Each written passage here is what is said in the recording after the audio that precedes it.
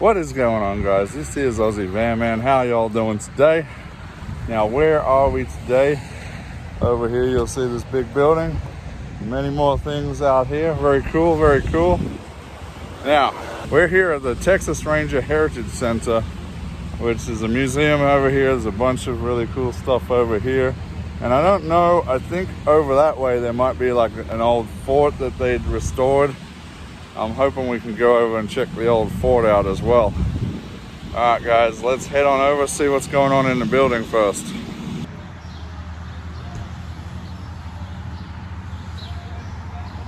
Here we go, Texas Ranger Frontier Battalion, 1874 to 1900.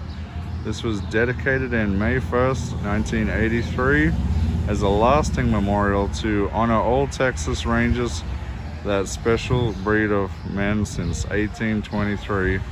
As long as there is Texas, there will always be Texas Rangers.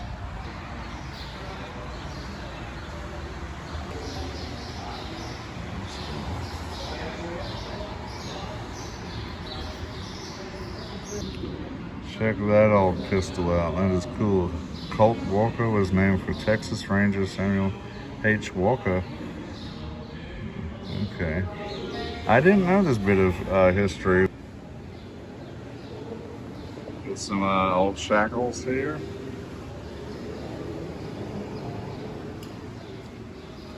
It's the Colt Patterson.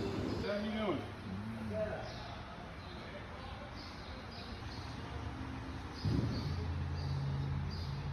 Very cool, very cool. Now this is a cool photo here, 2019. We got all the Texas Rangers lined up in front of this memorial piece here, which is actually standing right out in front of the building. We're gonna go see that shortly. So it looks like they're getting ready. They have all these plans laid out for this big extension on the building, where they're gonna have all these really cool exhibits on display. 12,000 square foot open layout. That's gonna be really cool. We'll definitely have to make sure we come back for that when they build that. That's gonna be cool, guys. But I'm sure there's plenty here to see today as well, including there's a fort right next door that we're gonna go check out, and we'll put that in this video probably too. Okay, so they have this old, what looks to be, it actually has a cage on the back. Looks like a really old automobile. Instead of a steering wheel, we have this really interesting steering stick, but I almost thought it was a horse-drawn buggy at first, but it's got a chain underneath it with gears and stuff. As you can see down here, there's chains on here to power the rear wheels, and they got tires and stuff. Very interesting. But as you can see at the back, they got this really cool little prisoner cage at the back. Oh, I love this thing, guys. It's one of those, I can't remember the name of it now, but chuck wagon, I think they call it the chuck wagon, right? Where they got all the supplies that you need for the road for a bunch of guys. This would have been their food and supplies and accessories and stuff. So this is really cool. Obviously I don't know the complete history of the Texas Rangers. I really didn't know this, but according to this, you can see it says on the northern frontier of New Spain is where they were first created.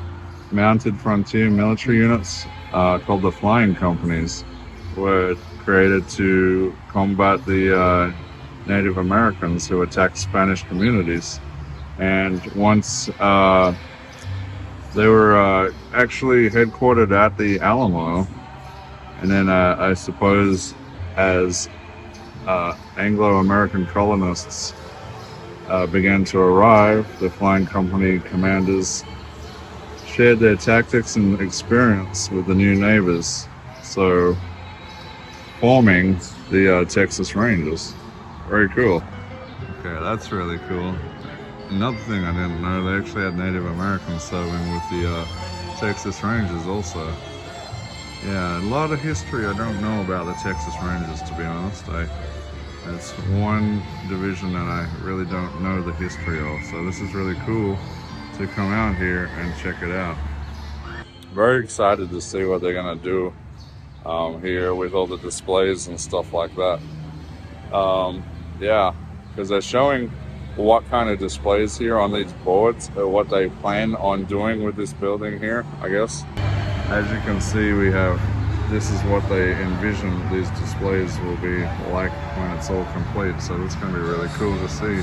Okay, so I'm not too sure if they're actually building another building in adjacent to that building, but they have these big plans for all these like museum pieces and stuff where you can read up on the history and stories of the Texas Rangers.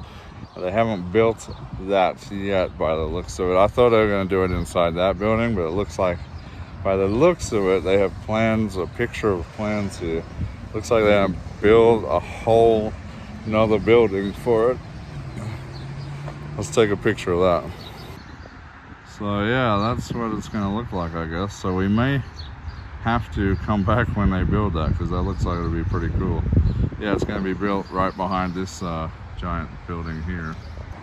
But that looks pretty cool. It almost looks like a guard tower, a watchtower. Very cool. Then we have this giant Texas Ranger memorial right here. It looks really cool. It says Texas on there. And then we got a whole bunch of people right here memorialized on here. 1846 to 1860 Texas Rangers. And then here we go, the Mexican War. And again, the Mexican War here. I'm going to assume that these are people fallen in the line of duty. We might find a plaque that tells us around here somewhere.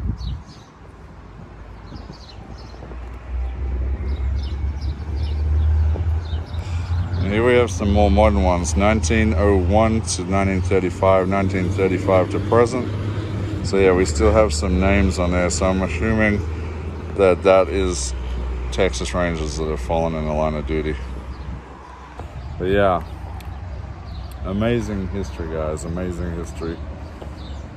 Really cool place they got here, right? Just on the outskirts as you're leaving the main area of Fredricksburg. I was hoping to go to the Pacific War Museum today too, but as you might have seen in my video, they closed, so that's very sad for me. But this place was open, so this is great. And we're gonna, apparently the fort over here is not part of the Texas Ranger Memorial, but the fort I can access from here. They have a path leading over there, so we're gonna go check out the fort as well. Oh, yep, here we go. Here's a plaque that says what it is.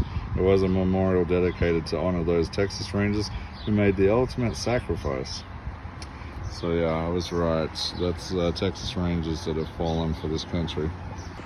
Yeah, this building's really cool. They got these big spotlights, so at night this whole thing lights up, I guess. That'd be really cool to see at night, I reckon. And then over here, let's go check these statues out. The legend, the law, the law. That's clever. Beautiful bronze statue here. The Texas Rangers mounted on their saddles out on the frontier. All right, we are gonna go over to the fort now. We're going to Fort Martin Scott, which is right next door here. I did ask the Texas Ranger guys back here whether I could come through this path here. They don't like people parking in their parking lot all day and then coming over to the fort. So they actually have a chain link fence here. But I asked the guy and he said, since I'm not going to be very long, I can just jump over and head on in. So that's what I'm going to do. Fort Martin Scott, 1848, guys. Okay, as you can see, some trail crossings and such here. Let's find out the history behind them. We have Fredricksburg right here. And then San Antonio down here. Menard over here, Mason, Lino, all that. This is all the area out here. The Pinta Trail, they call it. Native Americans, explorers, and settlers used the Pinta Trail for travel from San Antonio to points of the west. The trail was primarily route to the Presidio San Luis de las Amarillas, now better known as Presidio of San Saba, I don't know, which was founded in April 1757, so it's been around a while, guys. Near present-day Menard, Texas, the Spanish continued to use this trail to reach Santa Fe into the 19th century after German immigrants established New Braunfels in 1845. They forged onward to found Fredricksburg. So, okay. What? Fredricksburg? There you go. There's a history that I was talking about the other day that I didn't know about. Fredricksburg was founded by German settlers. So, there you go. And connected with the Pinta Trail above San Antonio, converting the trail to a road for European settlers in 1847. Ferdinand von Roma rode the Pinta Trail, traveling with John Musbach and to the 6-month-old village of Fredericksburg and onward to the Presidio San Saba. The Pinta Trail entered Gillespie from the south of Grape Creek drainage. Continuing northwest, it crossed to the Pedernales. I don't know how to pronounce that, guys. Anyway, at the first inverted horseshoe bend. Okay. Alright, I'm not going to read that whole thing to you guys, but if you guys want to come out here, check that out. Very cool piece of history out here. But yeah, Fort Martin Scott. We're going to check out some of these buildings that we have here. I don't know how fully intact original they are. Definitely looks like they're being put back together somewhat and upkept, but they're looking really good, to be honest. I would say the timbers are probably original. So here we have some Mormon history, actually. The Zodiac community, later known as Rocky Hill. Zodiac was on the, I can't pronounce that, Pedernales River, 3 miles southeast of Fort Martin Scott. Zodiac was founded in 1847 by a group of Mormons under Lyman White, who had sought and received John O. Musbach's permission. So yeah, that's pretty cool. Now randomly the sun just come out on me, although the clouds are coming back over. It is really humid here, guys, really humid here. Ooh, my clothes are just sticking to me. I feel like I'm in Florida. Okay guys, I have a little donation box here. I'm gonna go put some cash in there. I also gave some cash to the Texas Rangers, and I bought a challenge coin from them as well. When things are free like this, but they have donation boxes, especially cute little ones like this, I do like to donate, because like they're preserving history and showing it to us all. It's a really noble cause. So yeah, I'll be donating whatever I have in my wallet to that. Alright, so this is a better representation of what it would have looked like fully in use. You can see all the barracks and houses there, which aren't standing here anymore, but some of them are still standing here. So very cool. Here we say, it says immigrants from Europe and the eastern United States continued to settle in Texas. They become the 28th state in 1845. Eager to establish farms, they moved into areas inhabited by Indian tribes, often provoking hostility and violence from the natives. The United States Army built forts to pacify the frontier and protect new communities. In the 1840s, a line of forts was constructed along the Texas frontier. It is getting really windy, guys. I'm hoping this isn't affecting too much, but I know it probably is. So we're gonna have a quick look at this, guys. We got the blacksmith down here, stables, enlisted men's barracks, magazine, commanding officers' quarters, H. Sutler's warehouse, and the hospital up here, bakery, and a couple other things over here. Let's see what we got left standing over here. Look at this gigantic oak tree standing over us here. That is crazy. Absolutely crazy, guys. Check this out, guys. This is a pad cactus growing out of the top of the corner of the limb here in the oak tree. Isn't that amazing? All right, here we have a piece on this family. 1870, 17 years after the Army decommissioned and abandoned Fort Martin Scott, Johann Wolfgang Bräutigam, you're really good at these names, aren't I? Bought the 640-acre property from John Tuhig for $1,650. With several of the original buildings in decline, they set about transforming the old fort into its family homestead. They moved into the post's original guardhouse from salvaged bits of other buildings. They had added more rooms as well as front and back porches. Additionally, they hand dug a well lined with limestone and planted trees, shrubs, and grapes. Wow, they had quite... That's what it looked like once they had finished. You can see the additions onto the building there. Tragedy struck in September 1884 when thieves attempted to rob the saloon. Johann resisted and was murdered by the robbers. Uh-oh. The family closed the saloon and the remaining children sold interest in the place to Henry, the youngest son. Property stayed in the family until the city of Fredricksburg purchased it in 1959. Wow, that's crazy history there. Look at this. This probably would have been an old barracks or something like that. Or they said guardhouse, I guess. So this is the old guardhouse. And then they turned it in. Yeah, it says right there, guardhouse. So this would have been the family home when they converted it. But can you look up in here in the stone, they got these hand-hewn wood. You know that's the original wood right there because it's all hand-hewn. It's really, really old. It's really cool. You know that's original wood too. It's still set in the stone there. We see another building over here. It has a trap door down here. Typically you don't really see that out west, but it's got like a cellar in the bottom. That's more of an east type thing, but yeah, very cool. And here I guess is that well that they had. Obviously we've got some more modern material on top of it, but if you look down there and try not to drop my phone down here, you can see the original limestone walled well right here. Very cool. It's very, very nice looking. They must have spent a ton of time on this thing. Yeah. And here's an old hand pump. I don't know if that's the original one they had on it. Probably not. It's probably been added to it. But yeah.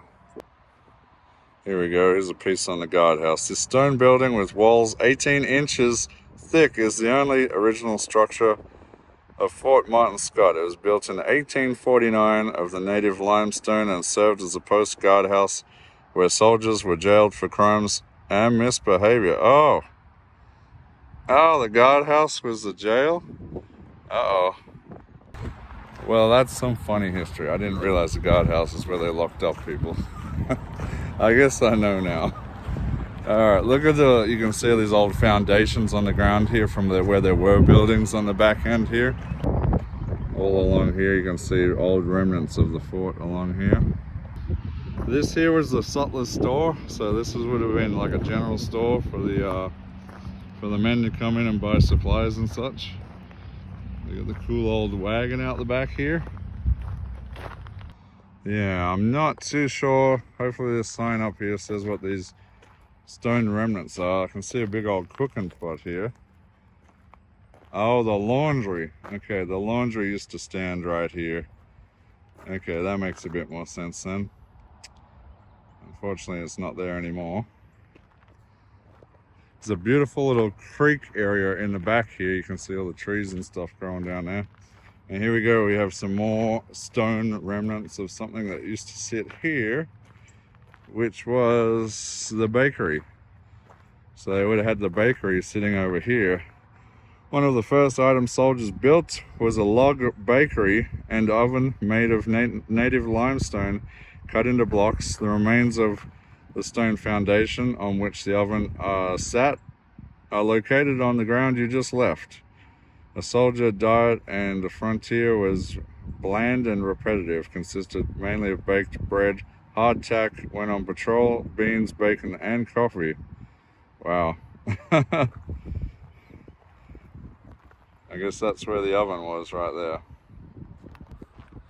Okay, we gotta get a move on it. I did tell the guy at the ranger station that I wasn't gonna be too long, so. Alright. Okay, there's really nothing left of this one. I can see a couple of stones sitting on the ground, but right in front of me here, which we're about to look at, was where the hospital once stood. That's what it would have looked like. The hospital, U.S. Army Assistant Surgeon General Ebenezer Swift, a Massachusetts native and veteran of the Mexican War, served as a post doctor. He was impressed with neither the fort nor Fredricksburg. Okay. In 1850, a letter to a friend, he described the hospital at Fort Martin Scott as being well provisioned with medical supplies, but made of round logs chinked with mud and clay, open at both ends, covered with a tarp. Windows had no glass, only pieces of wool blankets for coverings. Wow. Roof leaked and got soaked.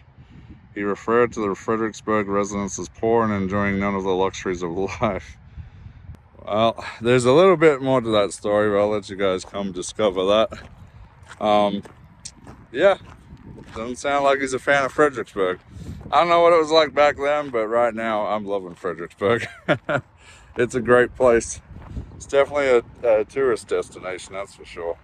But they got some great food and stuff in town. Breweries, wineries. This place is lush. All right, let's see what these foundation ruins are over here. Okay, so this is actually quite interesting. This was the officers' quarters right here. It says there's a little piece here about uncovering the past. For 1 week in May 1986, that was the year I was born, archaeologists from the Center of Archaeological Research, University of Texas, San Antonio, conducted a dig at Fort Martin Scott to locate foundations of the original buildings. Some of the foundations of the original officers' quarters were visible prior to the survey. For the structures, they relied on an 1853 Army survey of the post that showed the building locations, finding the cut stone foundation of the fort's bakery oven, as well as the foundation of the laundry. Ah, very cool. Sweep with a metal detector found the probable location of the blacksmith shop. Working under a blistering sun with shovels and trowels, they unearthed 754 artifacts. That is crazy, guys. The number would have been higher if they had excavated trash dumps or privies. The site yielded glass fragments of windows, bottles, and ceramic shards. Wow. Here's some of the things that they pulled right here. That's amazing, guys. Yeah, as you guys know, I'm a metal detector enthusiast. I would have absolutely loved to be part of that. I love finding old stuff, and especially like, man, historic sites like that, knowing where it's coming from, what it was probably used for. You know, you can just sort of gather an idea of the story behind the piece that was lost or dumped in the ground. Very cool, guys. Okay, here you can see we have another officer's quarters right here. That's very cool. This one's very rebuilt looking. That whole deck looks pretty rebuilt. The roof and everything. Okay, here we go. That kind of looks like that building in the center of town in the park, doesn't it? Okay, so as you read here, early years of Fredericksburg, the German settlers suffered terribly from poverty, hunger, and disease. And this Fort Martin Scott provided to be the economic boom early Fredericksburg desperately needed.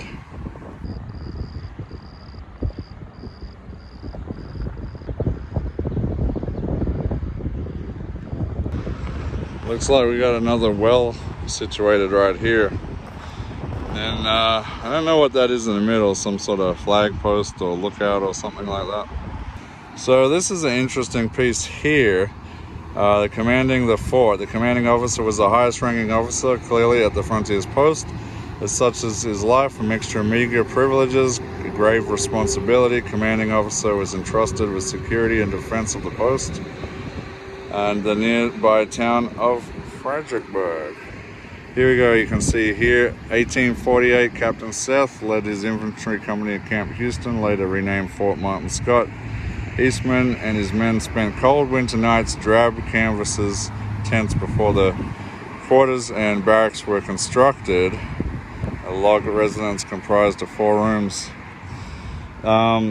Here it says the commander and his family stayed in the commanding officer residence during the 5 years the Army occupied the Martin Scott. There were 11 different commanding officers in its first year of existence. Fort Martin Scott had a new commanding officer almost every month. One of the fort's last commanders, and perhaps the most famous, was Captain James Longstreet, who went to be one of General Robert E. Lee's lieutenants. Wow, that is a cool piece of history, guys. That's crazy. Over here we have the visitor center. I don't know if that was original building here. We're gonna go check it out and see if there's any info on that. Okay, so it's the visitor center, but this was the enlisted men building, so kind of like a barracks, I guess. Yeah, so clearly they've added some stuff in there that's not original, but for the most part it would have looked like this. Here's a picture over here. So yeah, this would have been the barracks, hot and crowded in the summer, cold and drafty in the winter. Very cool. All right, I don't know if they're open. Let's go have a look. All right, let's see if we can see if there's any artifacts. Oh, they even rebuilt the interior. Oh, that's fancy. I like it. I like it. I don't know if you can see it, but I'm sweating. It is very, very humid here in Texas right now. All right, guys, we are gonna head out of here, I think. It's been a joy, but I gotta get going. We're gonna go get some food probably. But great, at least I got to see some cool history today. I was kind of disheartened when I found out the Pacific War Museum was closed. But we made up for it by getting to come see the fort and the Texas Rangers Memorial. So that's pretty cool. All right, we have one more building. Let's go check that out. And then we're gonna probably head on out.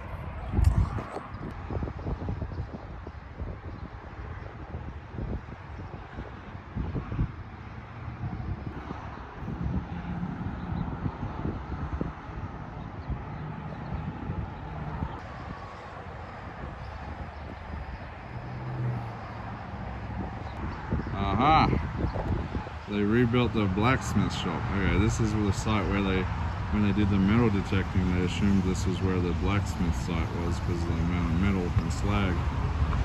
And it looks like they've decided to go and rebuild it. Let's have a quick look at it.